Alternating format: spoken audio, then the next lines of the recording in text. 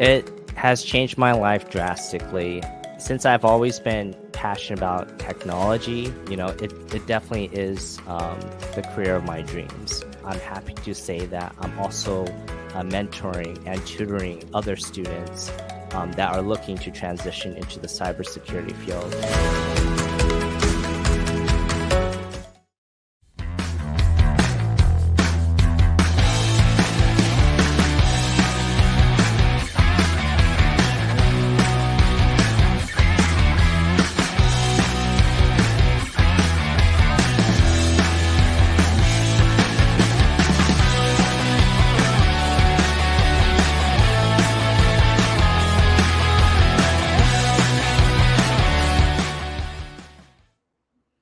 Hello, everyone, and welcome to the SANS Threat Analysis Rundown live stream. My name is Katie Nichols. I'm an instructor for Forensics 578 Cyber Threat Intelligence, also Director of Intelligence Ops at Red Canary.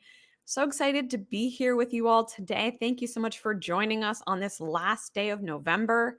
I don't know about you. I don't know where this year has gone. We have one more month in 2023 before we get to 2024. Always lots going on, and I'm excited to have a guest today as we look forward to our upcoming SANS Cyber Threat Intelligence Summit. If you haven't already registered, CTI Summit is free live online January 29th and 30th of 2024, just 2 months out. We just posted the agenda this week, and we have a ton of awesome talks. So if you came to this live stream, you're probably interested in cyber threats. It's going to be an awesome event. So totally free live online, or we'd love to see you in person in Washington, D.C. And as we were reviewing all of these submissions to the CTI Summit, we just had too many to fit into 2 days. And so our guest today actually was kind enough to agree, even though he submitted to our summit, to give you a little sneak preview of one of the types of talks you're going to expect to see. So with that, our guest today, Oleg Skulkin. He is the head of threat intelligence at BI.ZONE. Going to be talking a little bit about leaked ransomware builders and how that's affected the ransomware threat landscape. So, Oleg, welcome. Thanks so much for coming. Hello, everyone. Awesome. Thanks for inviting me. It's a great honor, to tell the truth. So we have a few very interesting things to talk about. And so, as you may already heard, in recent years, we saw quite a few leaks related to various ransomware gangs. And unfortunately, some other groups added these leaked ransomware source codes or used builders that leaked to create their own payloads and to use all those payloads to attack various organizations around the globe. So today, we are going to discuss these leaks, and we'll look at a few groups we are tracking and look at their tactics, techniques, and procedures, and some other interesting things that should be noted, and discuss how, in general, all those leaks regarding builders and source codes affected local and global cyber threat landscape. Okay, so my name is Oleg Skulkin. I'm currently head of cyber threat intelligence at BI.ZONE. I used to be the head of global DFIOps team at Group IB, where me and my team responded to various incidents around the globe. And of course, in recent years, we had quite a few incident response engagements related to ransomware. So again, that's why we are talking about it today. Also, I am the author and co-author of a few books. Maybe you even read some of them. Some examples are Practical Mobile Forensics, and of course, incident response techniques for ransomware attacks. Again, that's why we are talking about ransomware again. And I authored and co-authored lots and lots of threat research reports on various threats, both local and global.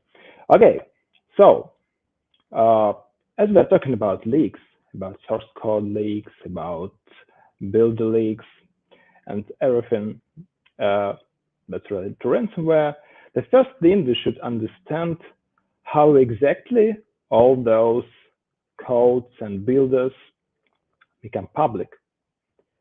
So let's start from Bok Ransomware, quite notorious Ransomware-as-a-Service program.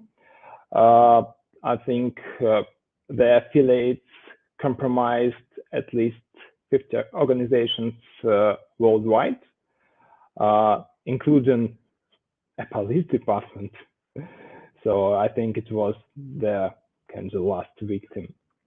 So back in the day, in September 2021, a user with nickname Datka0220 posted a link to Bok source code on one of popular Russian-speaking underground forums.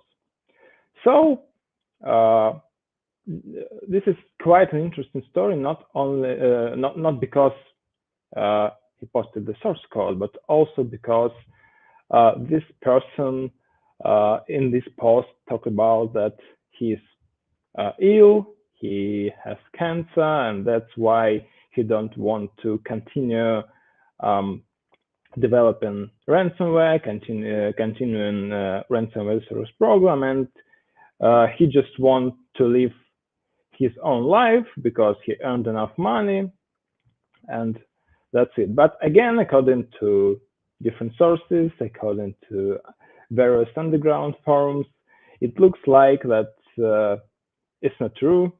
So the threat actors just decided to release the codes and develop some new tools, some new ransomware to keep their offensive operations.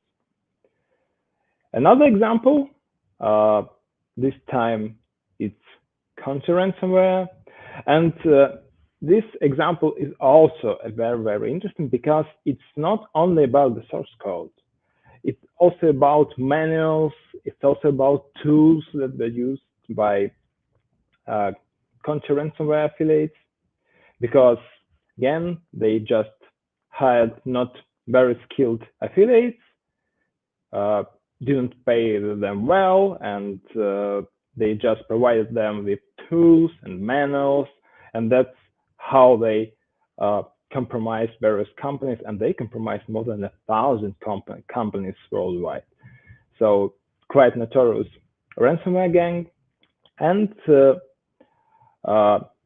right after the conflict between Russia and Ukraine started, Contigan posted on their DLS, on their dedicated leak site, they support Russia, and some of their team members decided to leak everything they had. And so that's how all this was uploaded to Aristotle, so it became public, and also manuals and also tools.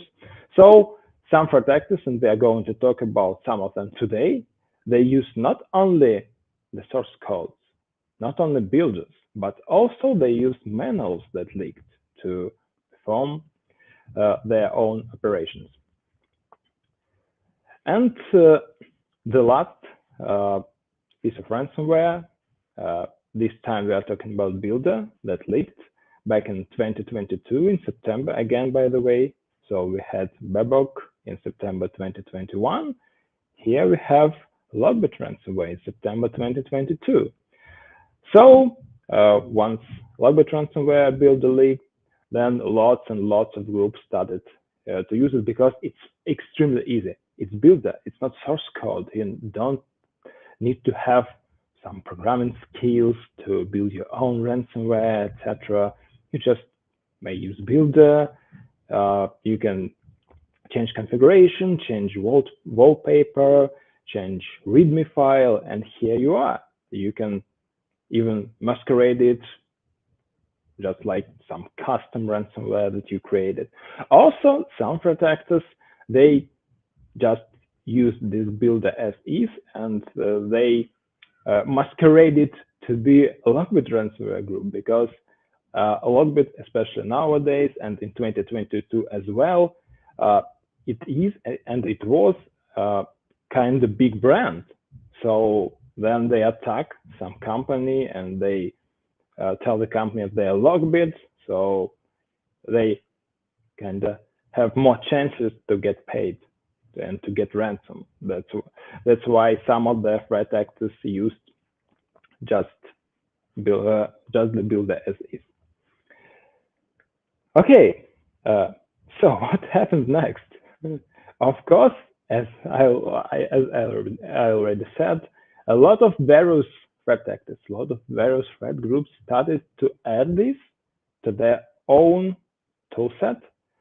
And what's more important and what's more interesting, there are really different kind of groups, because traditionally ransomware gangs, they are e-crime threat actors, and all they need just deploy ransomware, get ransom.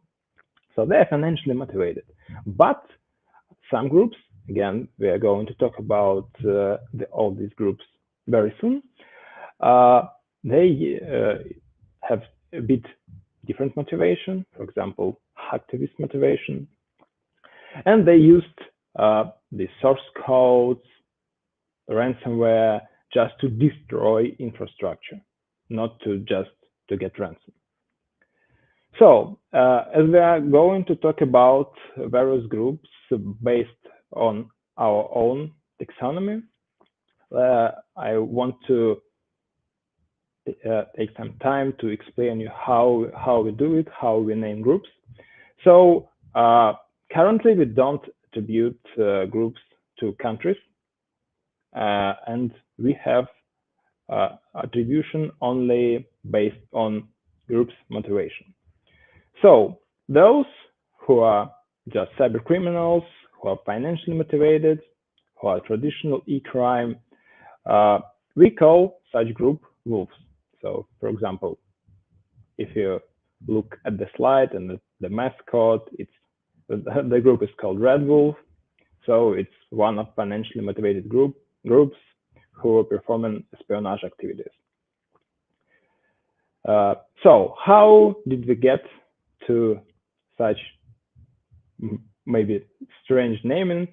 So our company is called BI.ZONE, and if we look at nature, if we look in the wild, we can easily understand that almost only enemy of bisons are wolves.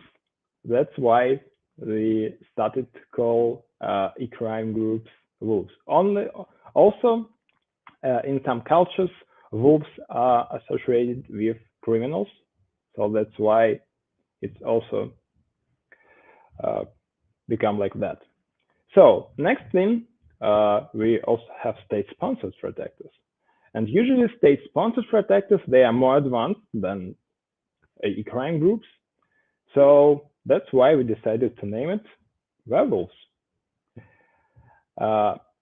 So in the beginning, we had just two types of groups. So we merged e-crime threat actors and hacktivist threat actors, and we named them just wolves, a lot of different wolves. And we had werewolves for state-sponsored threat actors.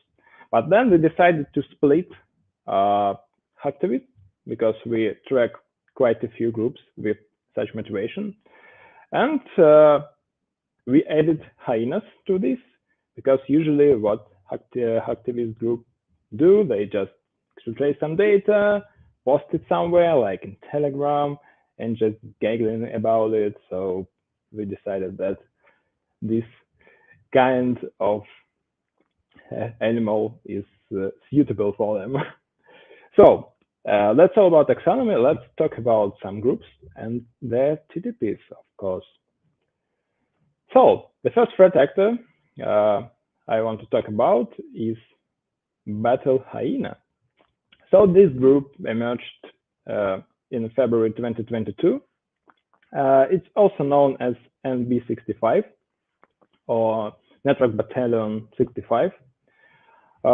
It's not very active nowadays, but it used to be very, very active in 2022.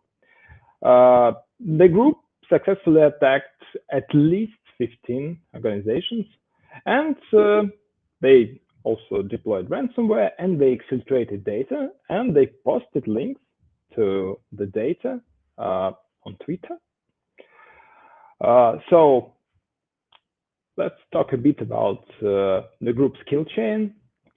So they have some interesting tools and techniques, but in general, the attack lifecycle or the kill chain is kind of simple. So they usually attacked public-facing Microsoft Exchange servers. They leveraged proxy shell chain to get into the target network. Also, they used a few custom and not very custom, of course, just GitHub-driven PowerShell scripts to perform post-exploitation. They focused not only on Windows system, but also on Linux part of the victim's infrastructure. So, of course, for execution, they use Bash as well, quite often. They tried to make lives of incident responders and investigators as hard as possible. So they usually removed evidence from the hosts. For example, they used Shred to delete files they downloaded during their post-exploitation phase.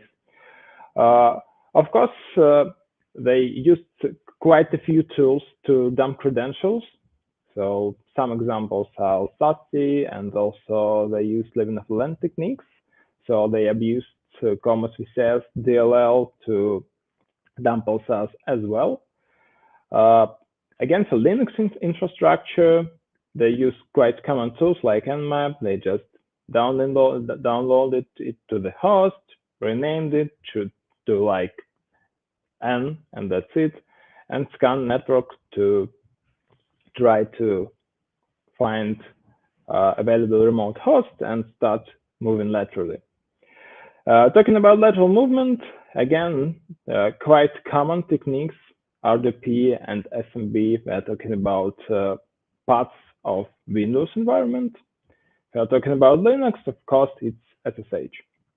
By the way, I haven't mentioned it here, but they also use Cobalt Strike quite extensively, but in many cases, they also use Sliver, because anyway, we still see that lots and lots of threat actors use just Cobalt Strike for their post-exploitation activities, but still, especially when they're talking about Linux infrastructure, we are seeing Sliver being used more and more often.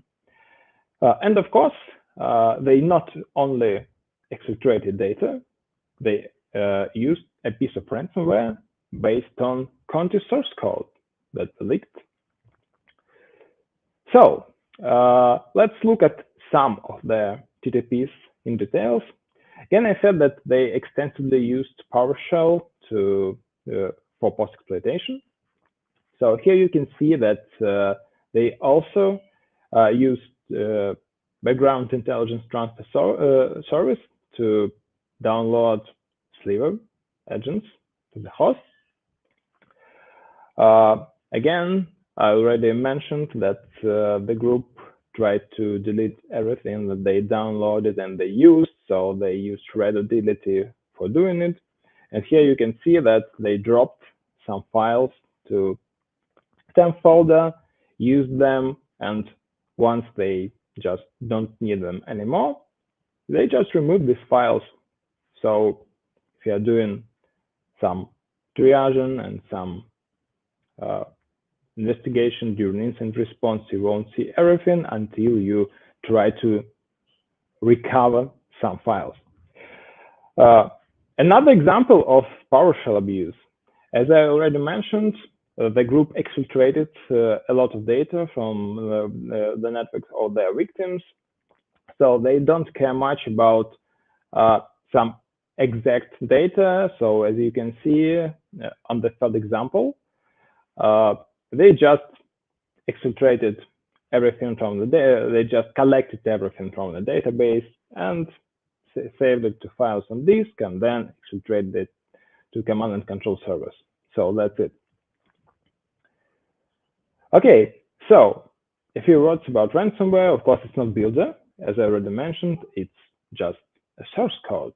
So when we're talking about source code, of course, you can just use it as is. You need to create your own payload based on this code.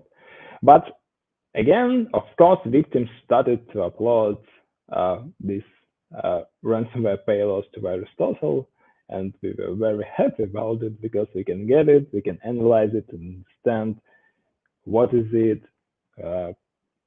So the source of it, if it's some original piece of ransomware, or it's just based on something that leaked or some other ransomware family. So if you look at VirusTotal, so the ransomware had extension .nb65, of course. So if you look at the detections, you can see that it's counting. And what's more, if, for example, you use some code analysis tools like Inteza, for example, if you upload this sample to Inteza and check what it looks like, then Inteza tell you that 70% of ransomware code is the same as Conti. So the threat actors just took the source code of Conti and create their own payload using it. That's it. So another example, another group. This time it's a financially motivated group. It's called ShadowWolf. So it's kind of classic human-operated ransomware threat actor. It's also known as Shadow. It emerged in April 2023. And this threat actor primarily attack Russian companies. And they have quite outstanding ransom demands. So they usually ask for a few million, and usually they don't want to get less than $1 million. So that's their point.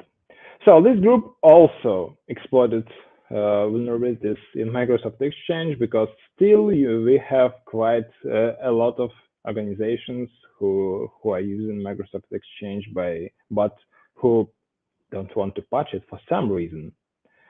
Also, they used valid accounts they got from stealers and other sources, so they can get into target organizations using RDP or VPN. They heavily use WMI-exec, a tool from Impacket. Also, they use Rubus, they use Lazan for credential dumping. They use some leave-and-hold techniques. For example, they use NTDS util to dump NTDS. What's more interesting, they have some very original tools in their toolset. For example, this one, Xen Armor All-in-One Password Recovery Pro. It's a tool that allows you to recover passwords. But this tool allows to recover passwords for adversaries as well.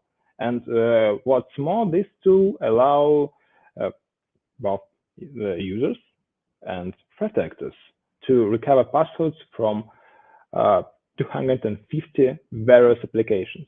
So it's quite powerful, and it's not very popular among other threat actors. So for us, this tool is quite unique for the group.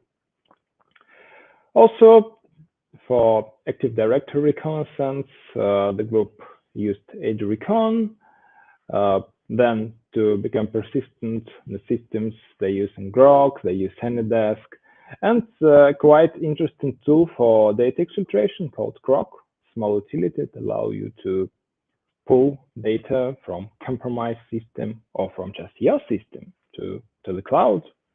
So it's not the whole list. For example, if you check the report on all these groups, you can see details on TTPs, you can see details on tools, because, for example, I mentioned the manual that leaked from Conti, and there are some common tools described in there, like rclone, and this group, they used rclone as well. But I decided to use most interesting tools to show you. So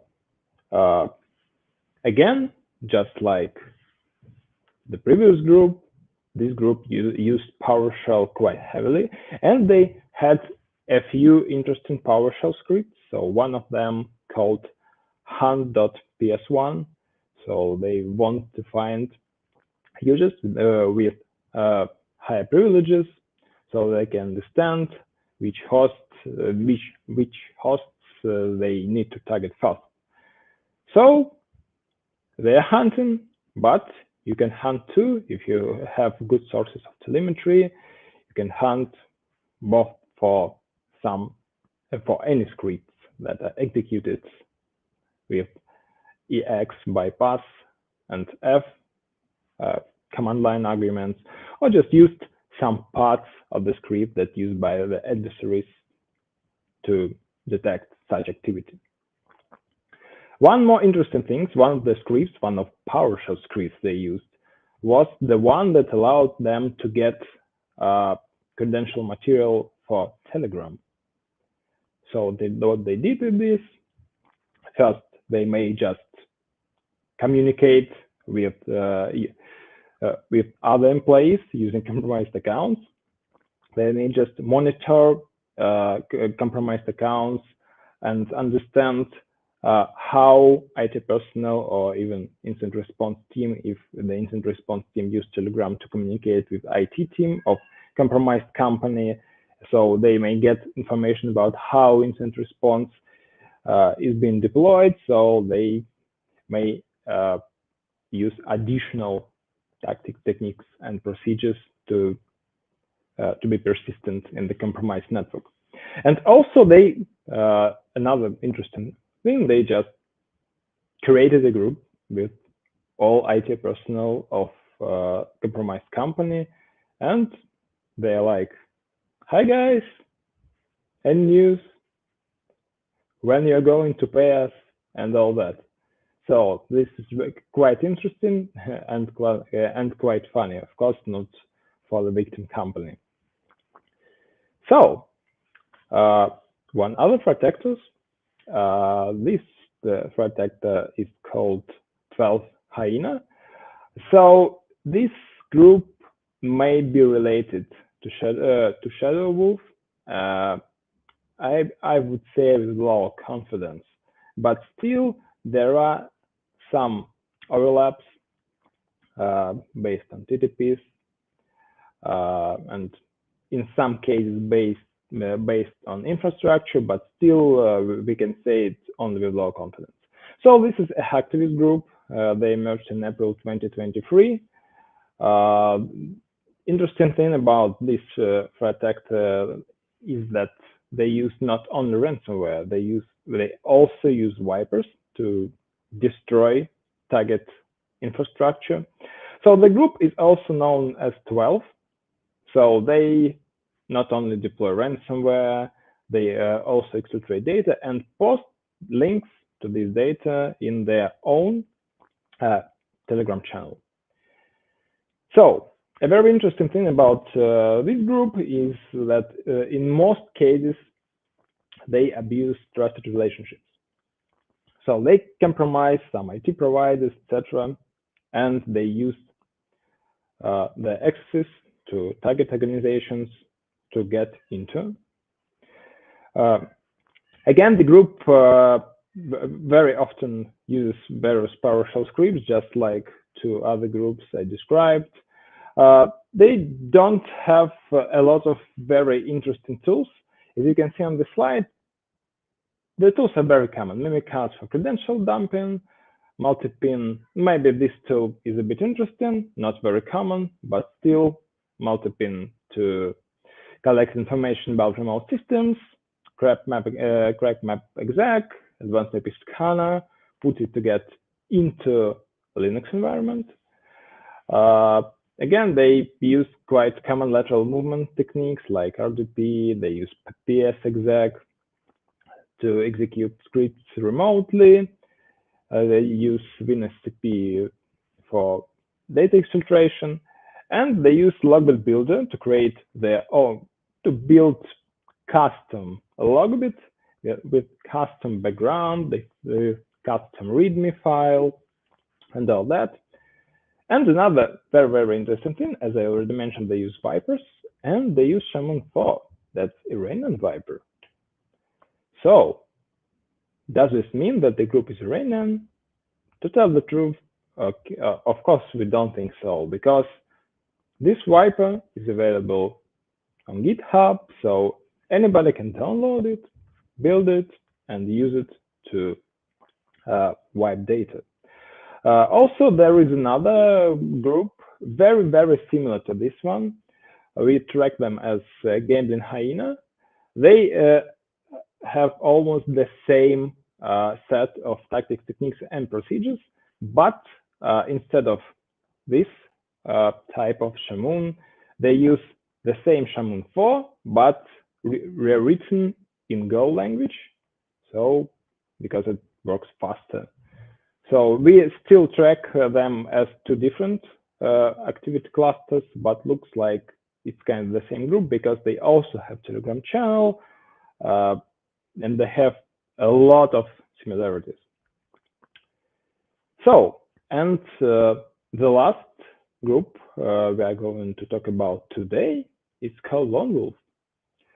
Again, they are quite interesting. They use country manuals, but they use Logbit Builder to create their own payload. It's financially motivated group. We launched in 2023. Also known as werewolves. They also mainly target Russian companies, but these are not only their targets.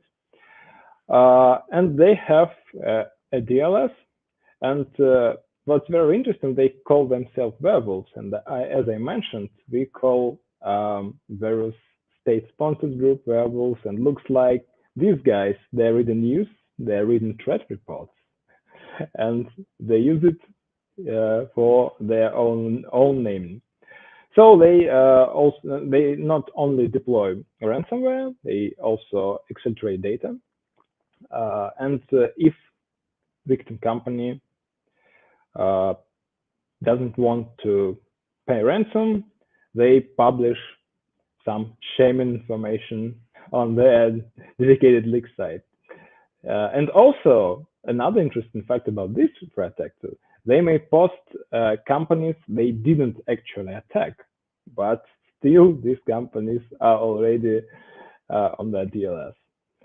So they use Spearfusion, they use weaponized Microsoft Word and Microsoft Excel files, weaponized with quite old vulnerability, Microsoft Equation, but still, as we saw, so this is quite effective, and you still can use vulnerabilities from 2017 and compromise some companies pretty successfully.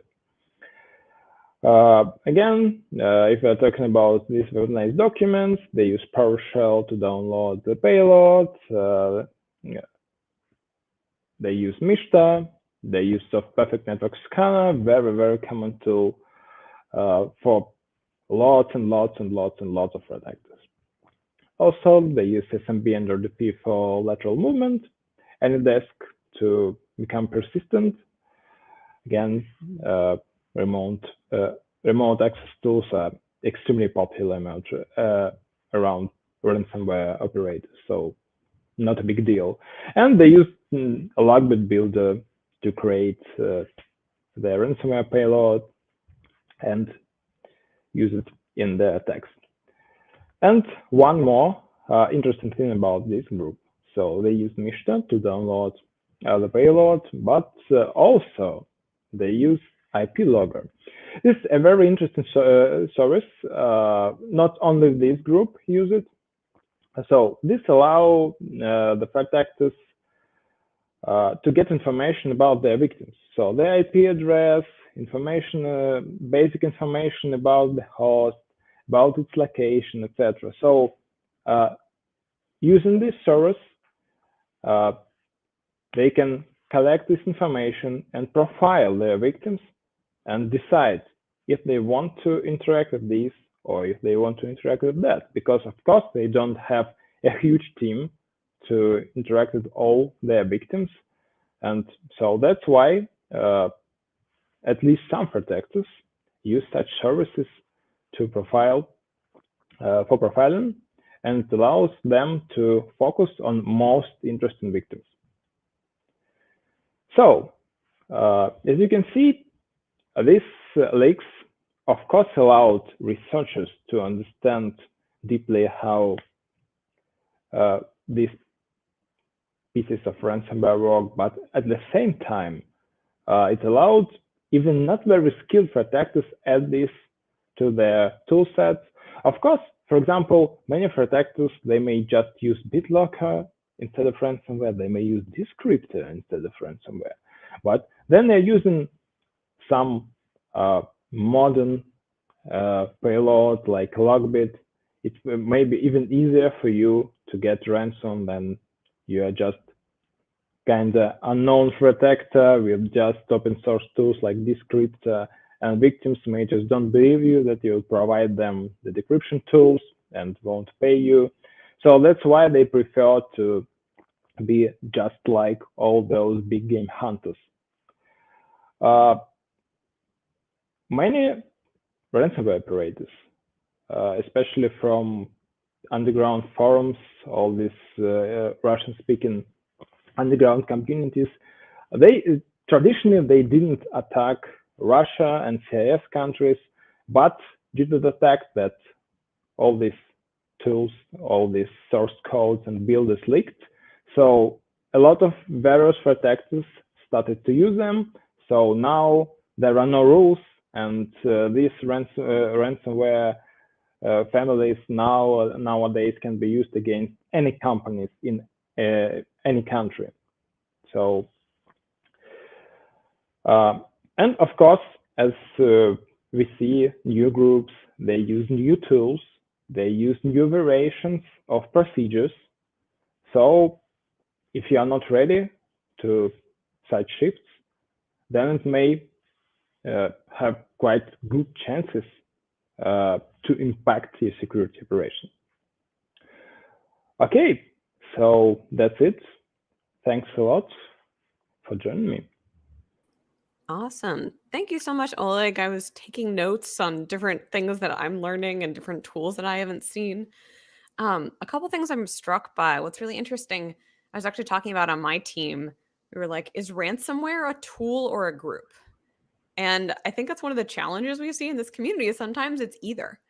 And, as you brought up that slide on, code used by, I think, one of the wolf actors, it's labeled Conti and VirusTotal, but realizing that just because something's labeled Conti doesn't mean it's the Conti operators. And so, I think this is something we often talk about, but remembering that code can be reused across multiple different operators. I sometimes think we lose track of that, but that really kind of was a good reminder for me as you were speaking. So we have a couple minutes for questions. If you do have questions, feel free to drop in a comment and I will pose those to Oleg. I had a couple questions that I can kick us off with. One thing I find really interesting, I'm not as familiar with the hacktivist side of ransomware groups. And Oleg, I'm wondering if you could talk a little bit about, do they do different things at the end? I'm wondering if hacktivist groups still demand payment, or do you see them just more leaking information because of their motivations? I'm curious how they sort of differ in their end goals. So, it really depends, because in some cases, they just want to destroy infrastructure because they use ransomware to destroy it. They use wipers at the same time. And But in other cases, they may deploy just ransomware. And if we look at the README, then it's quite interesting information in there, not just all we want is money. No, but still they want their victims to pay them. So it depends on the victim. So for example, if they attack some government entities, they usually try to exfiltrate as much data as possible and destroy the infrastructure. If we are talking about some companies, maybe in some countries, and they're under attack, in some cases they just want to get money for their operations, because of course they may be sponsored by some communities, etc. But in many cases they don't have as much resources as, for example, traditionally crime groups or state-sponsored threat actors. So they still need some fuel to continue their operations. So it really depends. The classic cyber threat intel analyst answer, but no, that makes sense. And it's just interesting to me that, ransomware is sort of an umbrella for so many different actors, which is why I think it's helpful you have those three animal categories. And I really like the hyena for hacktivist. I can remember that very easily. But so many different things, maybe the actor's goal is to destroy infrastructure, as you said, and then we put that under a ransomware bucket, but very different from like financially motivated or state sponsored. So it's just interesting. It strikes me how different the motivations for these different actors can be. So we have someone asking for the info and slides. So we dropped a link in. Oleg, I know you and your team wrote a whole report about these actors with much more info. So that's a good checking that out. Another question I had. So you noted that, now like with these tools being reused, actors can really target anyone, anywhere. Traditionally, we know I've heard of different groups who have been told like, hey, don't hit Russian or CIS countries. I'm curious if you have any hypotheses on like why actors might be shifting to those countries. Is there any analysis your team has done that might give you an idea of why that could be? I can't say that it's a shift, because there have always been quite a lot of original threat actors that mainly targeted Russia and CIS. Of course, there are quite a few cases when they started to attack CIS countries and Russia, but then they moved to other countries. But at the same time, there are quite a few groups that are usually targeted just Russia and CIS. And if we're talking about current threat landscape, so why we decided to research more about the Russian threat landscape, because there is not a lot of information about it. So usually, when we are looking about public reporting, for example, we have just a few reports. And also, if we are talking about US-based companies, after all these geopolitical events, they left the market, so they don't research much. But there are a lot of things that's happening in the region, and the fact that they may start here, for example, and then move to other geographies is very important to be, to understand how it works. And of course, if we're talking about shifts in, for example, Russian threat landscape, of course, there are a lot of hacktivist groups nowadays. Mm-hmm. They may perform different actions. So some of them may just destroy infrastructure. Some of them just compromise companies and government entities to exfiltrate data and then boast their Telegram channels like, we got them, look at the data, we exfiltrated databases, etc. Nowadays, it's a very, very common thing.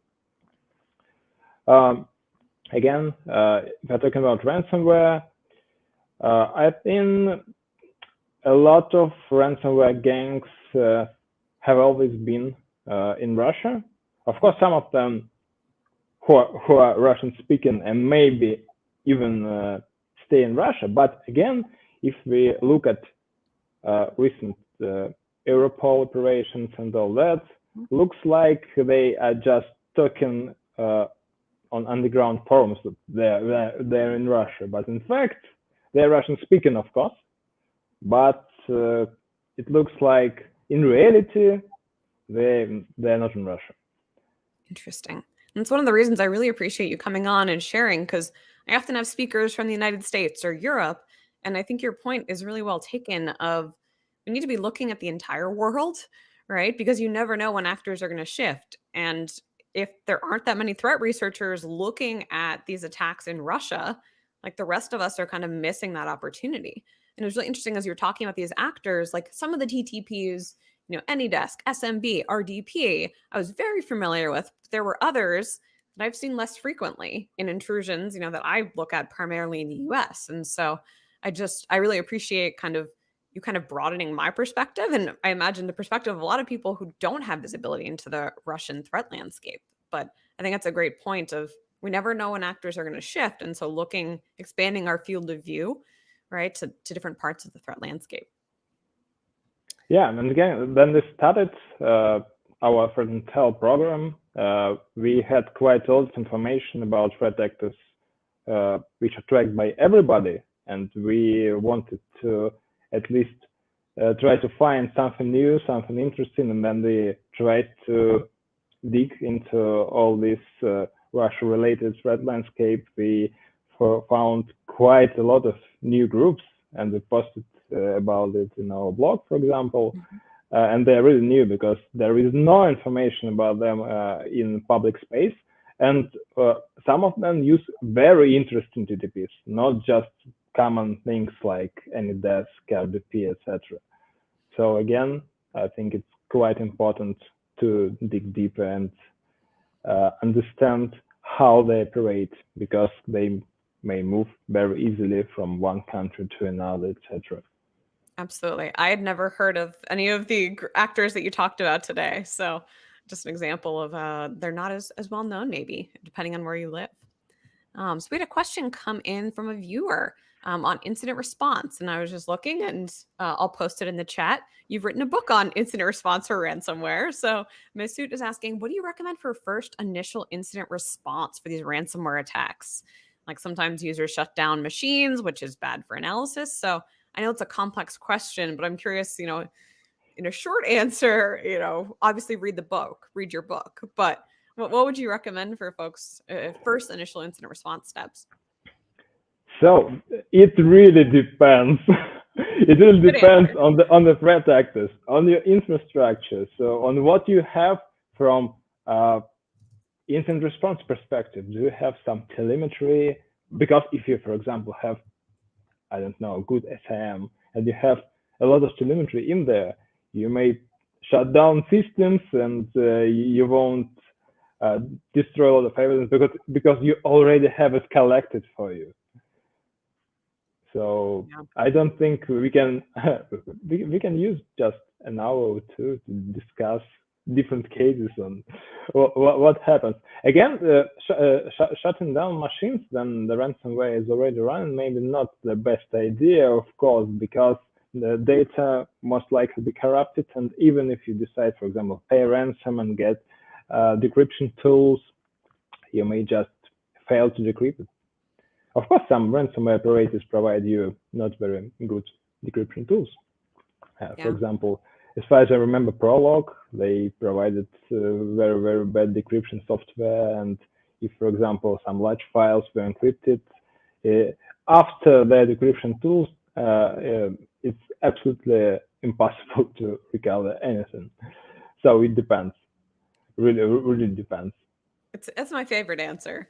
Yeah, I think, and this is where I think planning ahead, right? Incident response plan, having that, in your documentation so users know, okay, we don't shut down. But I see a lot of people, I often recommend like an initial scope, right? Okay, what do we know? How far have they gotten? Once you have even an initial scope, then maybe rather than shutting down, maybe you just disconnect it from the network, right? Leave the machine up.